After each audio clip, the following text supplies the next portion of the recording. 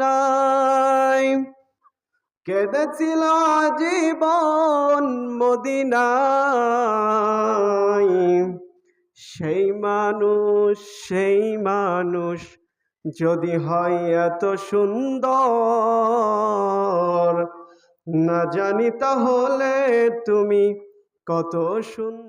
ভাইরা আমার, বন্ধুগণ, খেয়াল করুন তাকওয়া আমাদের কেমন ভাবে অবলম্বন করতে হবে। তাফসিরের মধ্যে এসেছেন, তাফসির কারকগণ 25 জনের বেশি নবী রাসূলের বিষয় তাকওয়ার কথা বলেছেন। তাদের তাকওয়া কেমন ছিল, এর মধ্য থেকে আমি আল্লাহর নবী পয়গম্বর ইব্রাহিম আলাইহিস সালামের ঘটনা আপনাদেরকে জানাতে চাই। কেমন ছিলেন আল্লাহর নবী পয়গম্বর ইব্রাহিম আলাইহিস সালামের তাকওয়া। আল্লাহর নবী পয়গম্বর ইব্রাহিম আলাইহিস সালামকে যখন আল্লাহ তাআলা পৃথিবীতে পাঠালেন, যখন ইব্রাহিম আলাইহিস সালামকে বললেন, হে ইব্রাহিম, তুমি দ্বীনের দাওয়াত দিতে থাকো। যখন ইব্রাহিম আলাইহিস সালাম দ্বীনের দাওয়াত দিতে থাকলেন, সেই সময় সেই জামানার নমরুদের কিছু চেলাপেলা নমরুদের কাছে যেয়ে বলল, হে রাজা, ইব্রাহিম নামে একটি ছেলে আমাদের সমাজে দ্বীনের দাওয়াত দিতে থাকছেন, আমাদেরকে আপনার থেকে বের করে নিয়ে যাচ্ছেন, কি করা যায়? এই কথা বলার পরে নমরুদ সঙ্গে সঙ্গে তার চেলাপেলাদেরকে বললেন, যাও তোমরা এখনই ইব্রাহিমকে ধরে নিয়ে আসো, ইব্রাহিমকে হাত মুড়া করে বেঁধে ধরে নিয়ে আসবে আমার কাছে। এই কথা বলার সঙ্গে সঙ্গে ইব্রাহিম আলাইহিস সালামকে তার চেলাপেলা চলে গেল ইব্রাহিমকে ধরে নিয়ে আসতে। যখন ইব্রাহিমকে ধরে নিয়ে আসলো, ধরে নিয়ে আসার পর ইব্রাহিম আলাইহিস সালামকে বললেন, হে ইব্রাহিম, তোমার এতবার সাহস কি রকম করে হলো? তুমি আমার এলাকায় আমার মানুষজনদের মাঝে বলছো নাকি তোমার কোনো অন্য রব আছে? এই এলাকায় তো শুধুমাত্র আমিই রব। সকলে বলি নাউজুবিল্লাহ। আচ্ছা, নমরুদ কি কোনো সময় রব হতে পারে? কোনো সময় রব হতে পারে না। তখন ইব্রাহিম আলাইহিস সালাম বললেন, হে নমরুদ, আমার রব যা পারে তুমি কি সেটা পারো? তখন নমরুদ বললেন, তোমার রব কি পারে? তখন ইব্রাহিম আলাইহিস সালাম বললেন, রব্বি আল্লাযী ইহয়ী ওয়া ইউমীত, আমার রব মৃত্যু এবং মানুষকে জীবন দিতে পারে। এই কথা বলার সঙ্গে সঙ্গে নমরুদ বললেন, তোমার রব যদি মৃত্যু এবং জীবন দিতে পারে তাহলে আমিও দিতে পারি। এই কথা বলার পরে ইব্রাহিম আলাইহিস সালাম বললেন, আচ্ছা ঠিক আছে, তুমি দেখাও তো কিরকম ভাবে মানুষকে জীবন দিতে পারো, কিভাবে মানুষকে মৃত্যু দিতে পারো।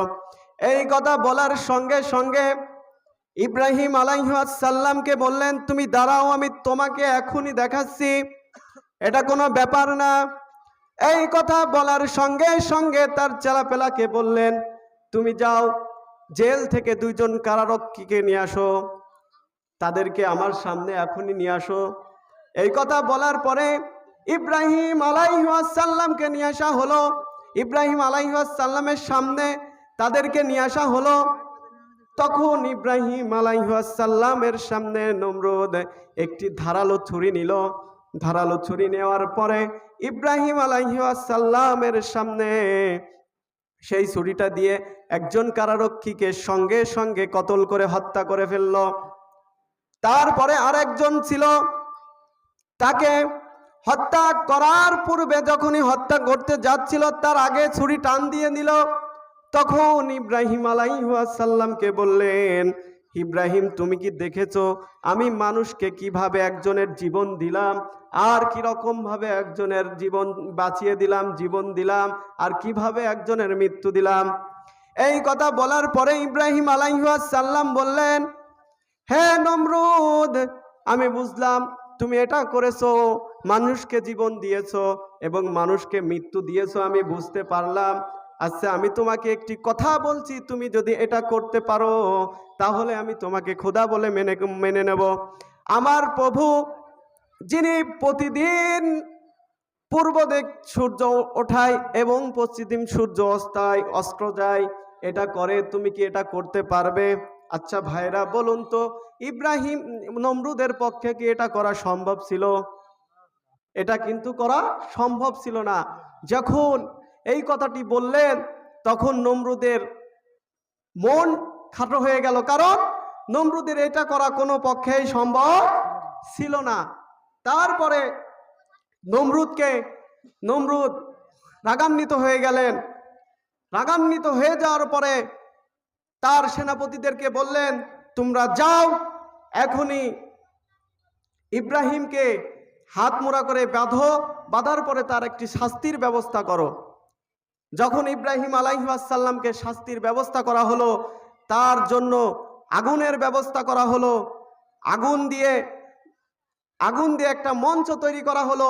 ওই আগুনের ভিতর যখন ফেলা দেওয়ার কথা হলো, তখন জিব্রাহিম আলাইহিস সালাম হযরত ইব্রাহিম আলাইহিস সালামকে বললেন, হ্যাঁ নবী, আপনি আমাদেরকে আদেশ দিন। আপনি যদি আমাকে এখনই বলেন, তাহলে আমার পাখার ডানা দিয়ে যে আগুনের ব্যবস্থায় নিরা করছেন, সেই আগুন আমি এক ঝাপটা দিয়ে সব নিভিয়ে দেব।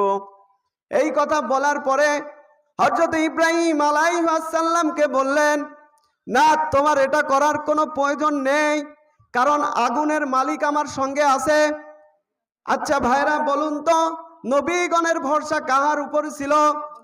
তখন ইব্রাহিম আলাইহিস সালাম সঙ্গে সঙ্গে বললেন, হাসবুনাল্লাহু ওয়া নি'মাল ওয়াকিল, আমার জন্য শুধুমাত্র আমার আল্লাহ তাআলাই যথেষ্ট।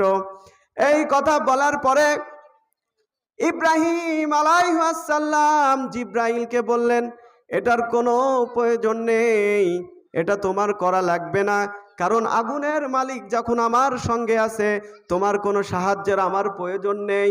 এই কথা বলার পরে আল্লাহ তাআলা আগুনকে বললেন, হে আগুন, আমি তোমার সব কিছু পুড়িয়ে দেওয়ার মতন ক্ষমতা দিয়েছি, সব কিছু পুড়িয়ে দেওয়ার মতন ক্ষমতা দিয়েছি। তুমি যা কিছু মন চাই তা সব কিছু পুড়িয়ে দিতে পারো, কিন্তু আমি তোমাকে হুকুম দিচ্ছি, আজকের জন্য তুমি ইব্রাহিমের একটি পশম পর্যন্ত পুরাতে পারবে না। সকলে বলি সুবহানাল্লাহ। আমার ভাইরা খেয়াল করুন, যখন আমাদের আল্লাহর সঙ্গে সম্পর্ক হয়ে যাবে, আমরা যখন ইমানদার হয়ে যাব, আল্লাহ তাআলার উপর বিশ্বাস রাখবো, তাহলে আমাদের আর কোনো রকমভাবে কোনো ভয় থাকবে না। কারণ মুমিন ব্যক্তি কোনো সময় ভয় পেতে পারে না। মুমিন ব্যক্তি কি করতে পারে না? কোনো সময় ভয় পেতে পারে না। মুমিনরা শুধুমাত্র একমাত্র আল্লাহকেই ভয় পাবে, তাছাড়া আর কাউকে তারা কি পাবে না? ভয়